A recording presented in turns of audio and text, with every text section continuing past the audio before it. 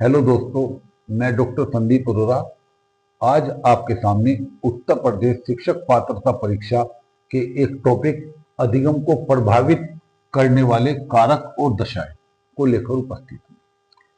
अभी पिछली क्लासेस में हम लोगों ने पढ़ा कि अधिगम यानी अनुभव और प्रशिक्षण द्वारा जो व्यवहार में परिवर्तन होता है उसको अधिगम कहते हैं। अधिगम की यह यूनिवर्सल डेफिनेशन गेट्स और उसके साथियों ने दी थी। यानी अधिगम या लर्निंग अनुभव और प्रशिक्षण द्वारा, एक्सपीरियंस और ट्रेनिंग द्वारा हमारे जो व्यवहार में परिवर्तन होता है, जो चेंज ऑफ बिहेवियर होता है, उसको अधिगम कहते हैं। अधिगम एक निरंतर चलने वाली सार्वभौमिक प्रक्रिया है। ठीक, अधिगम कई प्रकार के होते हैं। 8 प्रकारों का जिक्र ज्ञानी ने अपने सिद्धांत में किया था। और अधिगम को प्रभावित करने वाले कारक या दशाएं कौन कौन सी हो सकती हैं, उसके ऊपर आज हम डिस्कस करेंगे। छोटा किंतु बहुत महत्वपूर्ण टॉपिक है। और दोस्तों, एक बात बिल्कुल ध्यान में रखना कि हो सकता है कि हमारी वीडियो में बहुत ज़्यादा एडिटिंग वगैरह आपको ना मिले, लेकिन जो कंटेंट है वो बहुत अच्छा मिलेगा और कम समय में ज़्यादा कंटेंट मिलेगा। अब अधिगम यानी लर्निंग को कौन कौन से फैक्टर, कौन कौन सी दशाएं प्रभावित करती हैं, कौन कौन से फैक्टर इफेक्ट डालते हैं अधिगम पर, उसको हम यहाँ देखिए। सबसे पहले है विषय सामग्री का स्वरूप, यानी नेचर ऑफ कंटेंट। कंटेंट कैसा होना चाहिए जिससे अधिगम सरल हो जाए, अधिगम सुगम हो जाए। तो जो विषय सामग्री है, अगर विषय सामग्री सरल है, विषय सामग्री अंश से पूर्ण की ओर जा रही है, विषय सामग्री सरल से जटिल की ओर जा रही है, विषय सामग्री मीनिंगफुल है, अर्थपूर्ण है, और विषय सामग्री छात्र स्तर के अनुसार है, छात्र स्तर के अनुकूल है, व्यक्तिगत विभिन्नताओं पर आधारित है, और विषय सामग्री विविधता लिए हुए है, तब अधिगम अच्छा हुआ। दूसरा जो कारक प्रभावित करता है, शारीरिक एवं मानसिक स्वास्थ्य, फिजिकल एंड मेंटल हेल्थ।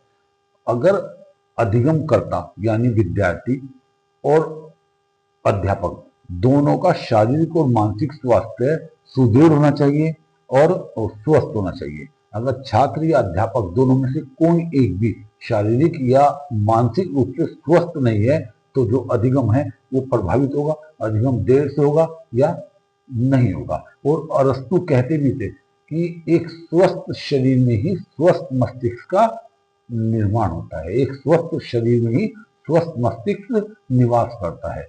अतः अध्यापक और छात्र दोनों का शारीरिक और मानसिक स्वास्थ्य सही होना चाहिए। अगर एंजाइटी या डिप्रेशन से ग्रस्त हैं अध्यापक या छात्र, दोनों में से कोई भी, तो अधिगम जटिल होगा। इसके बाद हम आते हैं परिपक्वता। परिपक्वता जिसको हम कहते हैं मैच्योरिटी। एक बात हो, परिपक्वता और सीखना एक दूसरे पर निर्भर है। बिना अधिगम करता अगर परिपक्व नहीं है सीखने के लिए, तो सीख नहीं पाएगा। मान लीजिए एक अध्यापक एक 6 साल के बच्चे को 10वीं कक्षा का सिलेबस कराने लगे, तो बच्चा उस सिलेबस को नहीं सीख पाएगा, क्योंकि ना तो शारीरिक रूप से और ना ही मानसिक रूप से उस सिलेबस को अधिगम करने के लिए मैच्योर है। तो मैच्योरिटी और लर्निंग एक दूसरे पर निर्भर है। बिना मैच्योर हुए हम लर्निंग नहीं करते। और मैच्योरिटी क्या होती है? मैच्योरिटी वह शारीरिक दशाएं होती है जिसमें प्रयोज्य यानी सब्जेक्ट वह कार्य करने लगता है जो उससे पहले की अवस्था में नहीं कर पाता। एक बार वो दोहरा देता हूँ धीरे धीरे। यानी मैच्योरिटी वह अवस्था या स्थिति होती है, वह आयु होती है जिसमें व्यक्ति उन कार्यों को करने में सक्षम हो जाता है जो उससे पहले की आयु स्तर में वह नहीं कर पाता। और परिपक्वता और सीखना एक दूसरे पर निर्भर है। ये एक स्टेटमेंट भी है, टेस्ट में पूछा भी गया है कि परिपक्वता और सीखना अलग अलग प्रक्रिया नहीं है, वरन वो एक दूसरे में अंतर्निहित है और एक दूसरे पर डिपेंड है, एक दूसरे पर निर्भर है। ये जो स्टेटमेंट है पूरा पूरा ये दिया है कोले सनिक ने। किसने दिया है? कोले सनिक ने दिया है ये स्टेटमेंट कि परिपक्वता एवं सीखना एक दूसरे पर निर्भर है। इसके बाद है अधिगम का समय एवं थकान, लर्निंग टाइम एंड फटीग। अगर अधिगम करता या अधिगम कराने वाला थकान में है और समय जो है वो सीखने के लिए उनके अनुकूल नहीं है, तो अधिगम नहीं हो पाएगा। मान लीजिए एक छात्र है, वो क्रिकेट खेलकर या कोई भी स्पोर्ट्स खेलकर कक्षा में गया और जाते ही उसको एक जटिल विषय गणित पढ़ने के लिए दे दिया जाए, तो हो सकता है कि अध्यापक उसको नहीं कर पाएगा, क्योंकि वो शारीरिक रूप से छात्र उसको नहीं सीख पाएगा, क्योंकि छात्र शारीरिक रूप से थका हुआ है। इसलिए समय ऐसा होना चाहिए जो अनुकूल हो, जिसमें अधिगम करता अपने आप को सहज महसूस करे और थकान नहीं होनी चाहिए। इसके बाद आता है सीखने की इच्छा, रेडीनेस और विल पावर। अगर सीखने की इच्छा है तो प्राणी जल्दी सीख लेगा, और अगर सीखने की इच्छा नहीं है तो अधिगम प्रभावित होगा, अधिगम जटिल हो जाएगा, अधिगम सरल नहीं रहेगा। एकलव्य ने अपनी इच्छा के कारण ही बिना गुरु के भी अर्जुन के समान ही बाण चलाना सीख लिया था। और थॉर्नडाइक का जो हमने इससे पहले पढ़े थे लर्निंग लॉस, सीखने के नियम, उसमें एडवर्ड एल थॉर्नडाइक का एक नियम था तत्परता का नियम। वो ये कहता था लॉ ऑफ रेडीनेस कि जब तक कोई सीखने के लिए तैयार नहीं है हम उसको सिखा नहीं सकते। एक घोड़े को हम जबरदस्ती तालाब के पास ले जा सकते हैं, लेकिन उसे पानी पीने के लिए विवश नहीं कर सकते। तो अधिगमकर्ता का सीखने की इच्छा रखना महत्वपूर्ण है, और साथ साथ उसमें सीखने के लिए तत्पर भी होना चाहिए। अध्यापक कक्षागत परिस्थिति में क्या करता है कि वो छात्रों से प्रस्तावनात्मक प्रश्न पूछता है। किसी पाठ को पढ़ाने से पूर्व जो प्रश्न पूछे जाते हैं उनको प्रस्तावनात्मक प्रश्न कहते हैं या इंट्रोडक्टरी क्वेश्चंस कहते हैं। ये अध्यापक इसलिए करता है जिससे कि छात्र सहज हो जाए और वो सीखने के लिए तत्पर हो जाए, सीखने की इच्छा उसमें जागृत हो जाए। दूसरा, मनोविज्ञान का सबसे महत्वपूर्ण जो सिद्धांत है कि कोई भी जब नवीन ज्ञान प्रदान किया जाए उसको पूर्ण ज्ञान से जोड़कर दिया जाए। तो इसीलिए अध्यापक कक्षा में पाठ पढ़ाने से पूर्व कहानी या प्रश्नों के माध्यम से पूर्ण ज्ञान को नए ज्ञान से जोड़ने का प्रयास करता है। इसके बाद आता है अभिप्रेरणा। अभिप्रेरणा यानी मोटिवेशन। अभिप्रेरणा एक मनोशारीरिक दशा होती है। अगर इसकी बात करें तो अभिप्रेरणा की नेचर की बात करें तो मनोशारीरिक दशा होती है जो किसी भी कार्य को प्रारंभ करने, जारी रखने और नियमित करने की एक प्रक्रिया है। ये एक कोटेशन है और ये सीवी गुड की कोटेशन है और कई बार पूछी गई है कि अभिप्रेरणा किसी कार्य को प्रारंभ करने, जारी रखने और नियमित करने की प्रोसेस है। ये किसने कहा था? तो ये कहा था सीवी गुड ने। सीवी गुड ये कहते थे कि अभिप्रेरणा एक मनोशारीरिक दशा है जो किसी भी कार्य को प्रारंभ करने, जारी रखने और नियमित करने की प्रक्रिया है। और अध्यापक के पास सिखाने के, अधिगम कराने के जितने भी साधन हैं उनमें सबसे सशक्त और सबसे मजबूत साधन अभिप्रेरणा है। मैंने क्या बात बताई? मैंने बताया कि अध्यापक के पास जितने भी साधन हैं, सिखाने के जितने भी साधन हैं, उनमें सबसे महत्वपूर्ण और सबसे सुदृढ़ और सबसे मजबूत साधन जो है वो अभिप्रेरणा है। यानी अभिप्रेरणा सिखाने का सबसे सशक्त साधन है। और ये स्टेटमेंट है स्टीवेंस का। किसका स्टेटमेंट है?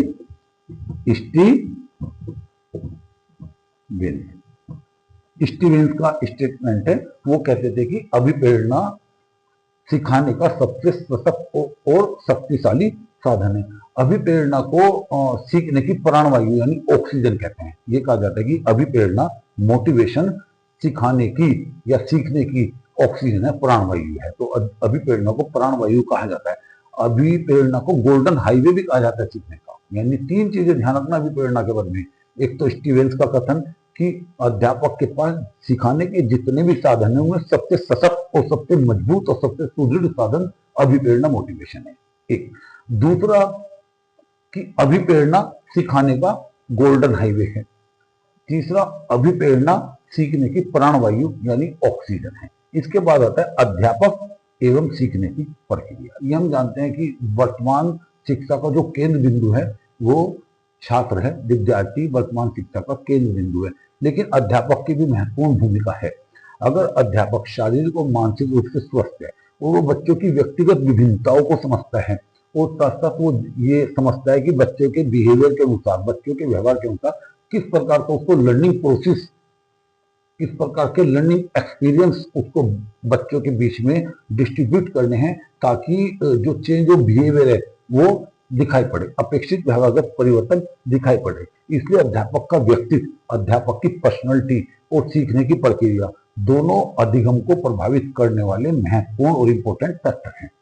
अब प्रारंभ में जब कोई अध्यापक, कोई नवीन अध्यापक किसी कक्षा में पढ़ाने के लिए जाता है तो सबसे पहले उसका व्यक्तित्व और उसके बोलने की क्षमता, ये दोनों चीजें छात्रों के ऊपर सबसे अधिक प्रभाव डालती हैं। इसलिए कहा जाता है कि संपूर्ण शिक्षा प्रक्रिया की जो केंद्र बिंदु है वो विद्यार्थी है, लेकिन जो दूरी पर घूमता है वो अध्यापक घूमता है। इसके बाद आता है वातावरण। सीखने के लिए कैसा वातावरण होना चाहिए? वातावरण होना चाहिए मनोवैज्ञानिक, वातावरण होना चाहिए प्रजातांत्रिक डेमोक्रेटिक, और वातावरण होना चाहिए पीसफुल शांत। अगर वातावरण मनोवैज्ञानिक है, मनोवैज्ञानिक का मतलब है कि जिस वातावरण ऐसा है जिसमें छात्रों को भी महत्ता दी जा रही है, ठीक, छात्रों को भी शिक्षण अधिगम प्रक्रिया में सहभागी बनाया जा रहा है, और यही प्रजातांत्रिक है जिसमें छात्रों को प्रश्न पूछने की इजाजत होती है, छात्र पूरी शिक्षण प्रक्रिया में बढ़ चढ़कर भाग लेते हैं। इस तरह का वातावरण है तो अधिगम होगा। तो ये वातावरण भी अधिगम को प्रभावित करने वाला एक महत्वपूर्ण कारक है। इसके बाद है विधि। अब विधि यानी मेथड्स, अध्यापक को किस प्रकार के मेथड्स का प्रयोग करना चाहिए। तो सीखने के लिए विधि छात्र स्तर के अनुकूल होनी चाहिए, प्रजातांत्रिक होनी चाहिए, व्यक्तिगत विभिन्नताओं पर आधारित होनी चाहिए। प्रारंभिक कक्षाओं में हम जो सिखाते हैं वो प्लेवे मेथड यानी खेल विधि के माध्यम से सिखाते हैं, और एक्टिविटी गतिविधि के माध्यम से सिखाते हैं। दो चीजें, खेल विधि और गतिविधि आधारित शिक्षण किया जाता है, यानी उन शिक्षण विधियों का चुनाव किया जाता है अध्यापक द्वारा जो प्रजातांत्रिक हो, जो खेल पर आधारित हो, और जो गतिविधि केंद्रित हो।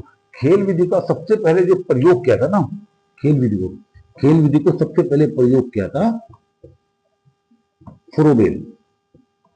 फुरोबेल ने सबसे पहले शिक्षा में खेल विधि को प्रयुक्त किया था। लेकिन इसके जनक नहीं है ये, खेल विधि के जनक है हेनरी कार्डवेल कुक।